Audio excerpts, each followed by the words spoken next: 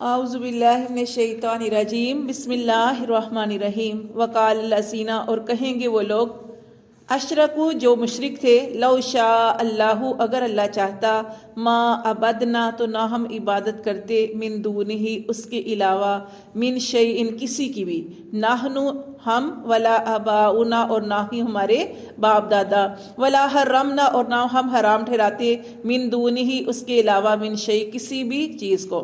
کذالک اللہ تعالیٰ فرماتے ہیں کذالک اسی طرح، فعل الذین کیا تھا ان لوگوں نے، من قبلہم جو ان سے پہلے تھے، فحل تو کیا ہے، علی رسولی تو نہیں ہے، رسولوں حال کا مطلب نہیں آئے گا، فحل نہیں، علی رسولی رسولوں کے ذمے، الا البلاغ المبین مگر پہنچا دینا، کلم کلا۔ تو دیکھیں نبیوں کو جس مقصد کے لیے اللہ تبارک و تعالیٰ نے بھیجا، انہوں نے تو اپنا حق ادا کر دیا۔ یہاں اسی میں یہی چیز بتائی جا رہی ہے کہ اگر وہ بات نہیں مانتے، وہ دیکھیں کتنی بڑی بات کرتے ہیں، وہ کہتے ہیں اگر اللہ چاہتا تو ہم جو تھے ہم بھی شرک نہ کرتے، نہ ہمارے باپ دادا کرتے۔ جیسے دیکھیں راضی اللہ ہے، سب جانتے ہیں کہ رزق دینے والا اللہ تعالیٰ ہے۔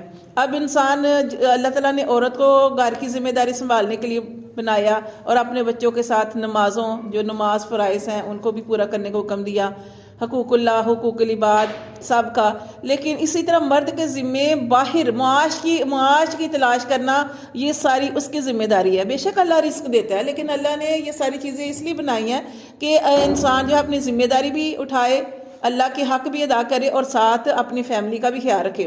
اللہ سب کو گھر بیٹھے دے دیتا، لیکن اللہ نے یہ ہاتھ پاؤں کیوں دی ہیں؟ اب انسان محنت کرے نا، مشقت کرے نا، گھر سے باہر نکلے نا، اور کہ اللہ راضی کا ہے۔ ٹھیک ہے، اللہ دے سکتا ہے، لیکن یہ بات نہیں ہے۔ اللہ نے جس مقصد کے لیے انسان کو بنایا، جیسے ہم قرآن میں پڑھتے ہیں نا، اللہ نے رات بنائی، اللہ نے دن بنایا۔ رات اللہ نے کیوں بنائی؟ تاکہ تم سکون حاصل کرو، اور رات کے آخری حصے میں اٹھو اور تہجد کی نماز پڑھو، اس کا کتنا زیادہ اجر و ثواب ہے۔ اور اسی طرح اللہ تبارک و تعالیٰ نے دن بنایا، اللہ نے بنایا دن روشن، تاکہ تم کیا کرو، اپنے معاش کی تلاش کرو۔ اب انسان یہ سب تو کرے نا، اور الٹا کہہ دے کہ اسی طرح یہ ان کی بات ہو رہی ہے کہ یہ کیا کہتے ہیں کہ خود محنت نہیں کرتے، خود کوشش نہیں کرتے، خود جاننے کی کوشش نہیں کرتے کہ ہمارے باپ دادا صحیح کام کرتے رہے یا غلط کرتے رہے، خود جاننے کی کوشش نہیں کرتے، اور کیا کہتے ہیں کہ اللہ چاہتا تو میں ہدایت دے دیتا۔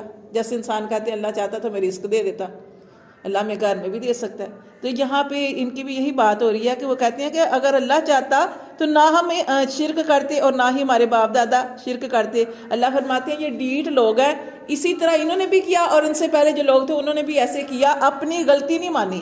جو انسان اپنی غلطی نہیں نہ مانتا وہ کبھی کامیاب نہیں ہوتا۔ کامیاب لوگ کون ہوتے ہیں؟ جو اپنی کوئی غلطی نہیں کر رہا، اس پر اپنی اصلاح کرتے ہیں کہ ہم کہیں نہ کہیں ہم غلط ہیں، تو کوئی ہماری غلطی نہیں کر رہا ہے، اس بات پہ اصلاح کرنی چاہیے اپنی۔ کہ پہلے لوگ پوچھتے تھے، آج کل تو آپ کسی کو کہتے نا تمہارے اندر یہ خرابی ہے، اگلا آپ کی 10 گنا دے گا۔ تو بات یہ ہے کہ پہلے لوگ جو تھے ایک دوسرے سے پوچھا کرتے تھے کہ یار میرے اندر کوئی برائی ہے یا کچھ ہے۔ آپ دیکھیں نبیوں کو دیکھ لیں، حضرت داؤد علیہ السلام تھے، وہ تو اللہ کے پیغمبر تھے، وہ کیا کرتے تھے؟ وہ بھی اپنے گھر سے بیس بدل کے نکلتے تھے۔ کیوں نکلتے تھے؟ تاکہ لوگوں کے بارے میں، اپنے بارے میں پوچھیں کہ داؤد اللہ کا نبی کیسا نبی ہے۔ کہنے والوں نے کہہ دیا، کیا کہا؟ انہوں نے کہا ہے تو بہت اچھے ہیں، لیکن کیا تھا کہ وہ خود بھی کچھ کام کرتے۔ تو پھر اللہ نے کیا کیا تھا؟ ان کے ہاتھ میں لوہا نرم کر دیا تھا۔ تو انسان کو کوئی پتہ چلتا تھا نا اپنی کسی کی بات کا، تو اپنی وہ اصلاح کرتے تھے، اپنے آپ کو ٹھیک کرنے کی کوشش کرتے تھے۔ لیکن یہاں پہ ان کے یہ بتایا جا رہا ہے کہ یہ انہوں نے نہیں کہا، بلکہ ان سے پہلے جو لوگ تھے انہوں نے بھی ایسے ہی کہا۔ تو اللہ فرماتے ہیں کہ نبیوں کو پریشان نہیں ہونا، نبیوں نے اپنا کام جو ہے وہ سر انجام دے دیا، ان کے ذمہ کیا ہے؟ پہنچا دینا۔ اللہ فرماتے ہیں وَلَقَدْ اور البتہ تحقیق بَعَثْنَا ہم نے بھیجے فی کل امت ہر امت میں رسولن، ہر امت میں ہم نے رسول بھیجے، ان اعبدوا اللہ، اور ہر رسول نے ایک ہی دعوت دی، کیا؟ اللہ کی عبادت کرو۔ کسی نے یہ نہیں کہا کہ میری عبادت کرو، نہیں، انہوں نے کہا اللہ کی عبادت کرو۔ وَاجْتَنِبُوا الطَّاغُوتَ اور تم بچو طاغوت سے۔ طاغوت کس سے کہتے ہیں؟ شیطانی کاموں سے، سرکشوں سے، سرکشی کرنے سے، شیطانی عمل کرنے سے بچو۔ فَمِنْهُمْ مَنْ هَدَى اللَّهُ اللہ فرماتے ہیں پس ان میں سے من حد اللہ کسی کو ہدایت دی ہم نے، ومنہم اور ان میں سے من حقت کسی کے اوپر لازم کر دی، علیہم الضلالہ ان کے اوپر گمراہی۔ فسیرو اللہ فرماتے ہیں کہ چلو پھرو فی الارض زمین میں، فانظروا تو دیکھو کیف کان کیسا ہوا عاقبۃ المکذبین کہ جھٹلانے والوں کا پھر کیا انجام ہوا۔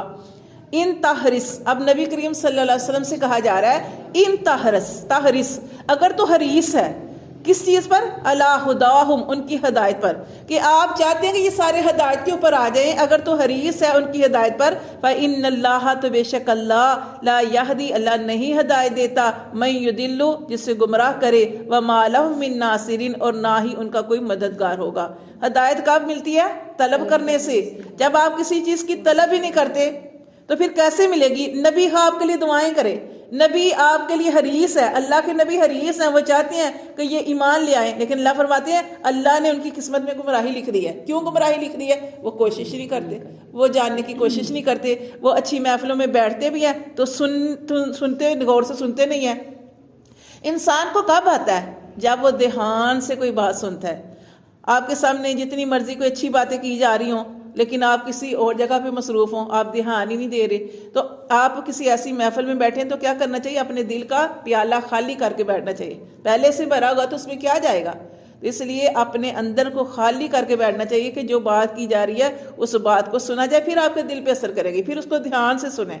تو لیکن یہاں پہ اللہ تعالیٰ فرماتے ہیں کہ ان کے اوپر اللہ نے گمراہی لکھ دی، کیونکہ کس وجہ سے؟ اللہ گمراہ تو نہیں کرتا، اللہ تو انسان سے بڑی محبت کرتے ہیں، اللہ تعالیٰ تو بڑے شفیق ہے، لیکن اللہ تبارک و تعالیٰ نے ان کی سرکشی کی وجہ سے، ان کے نہ سننے کی وجہ سے اللہ تبارک و تعالیٰ نے ان کے اوپر گمراہی جو ہے وہ چمٹا دی۔ اللہ تعالیٰ فرماتے ہیں کہ وَأَقْسَمُوا، اور وہ قسمیں کھاتے ہیں، باللہ، اللہ کی قسمیں، جہد ایمانی، پکی قسمیں کھاتے ہیں۔ کیا کھاتے ہیں؟ پکی قسمیں کھا کے کیا کہتے ہیں؟ لا یبعث اللہ، ہرگز نہیں اٹھائے گا اللہ، من یموت، جو مر جائے۔ یہ کفار مشرکین اس طرح کی بات کرتے ہیں، ورنہ جو مسلمان ہے، مومن ہے، وہ تو ان کا پکا یقین ہے کہ ہم سب نے مرنے کے بعد اٹھنا ہے، اور جزا سزا کا دن، جنت دوزخ سب کچھ حق ہے۔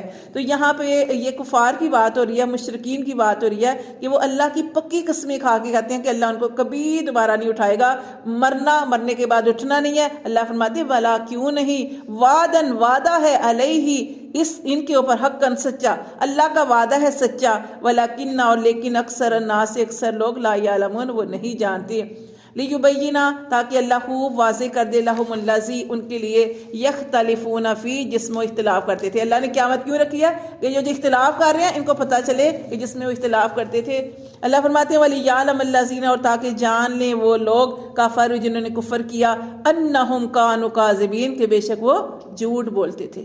انما، بے شک، قولنا، اللہ فرماتے ہیں ہمارا کہنا، لشیء، کسی بھی چیز کے لیے، اذا اردناہ، جب ہم ارادہ کرتے ہیں کسی چیز کے بارے میں، ان نقولا، تو ہم کہتے ہیں، لہو، اس کام کے لیے، کن، ہو جا، فیکون، تو وہ کام ہو جاتا ہے۔ اللہ فرماتے ہیں ہمارے لیے اتنا آسان ہے، اللہ فرماتے ہیں ہمارے لیے اتنا آسان ہے کہ جب ہم کسی چیز کا ارادہ کرتے ہیں تو ہم اس چیز کو بس حکم دیتے ہیں کہ ہو جا، اور وہ کام ہو جاتا ہے۔